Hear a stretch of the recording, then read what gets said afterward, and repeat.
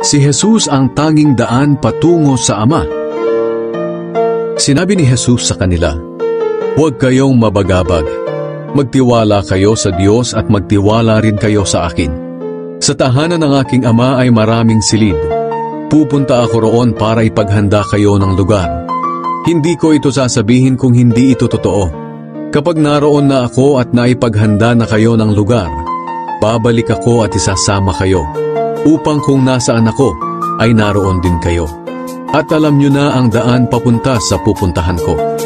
Sinabi ni Tomas sa kanya, "Panginoon, hindi po namin alam kung saan kayo pupunta. Paano po namin malalaman ang daan?" Sumagot si Jesus, "Ako ang daan, ang katotohanan, at ang buhay. Walang makakarating sa Ama kung hindi sa pamamagitan ko.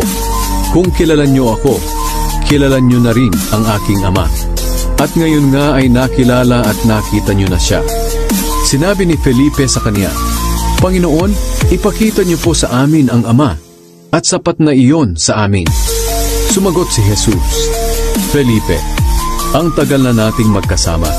Hindi mo pa rin ba ako kilala? Ang nakakita sa akin ay nakakita na rin sa Ama. Paano mo nasabing ipakita ko sa inyo ang Ama?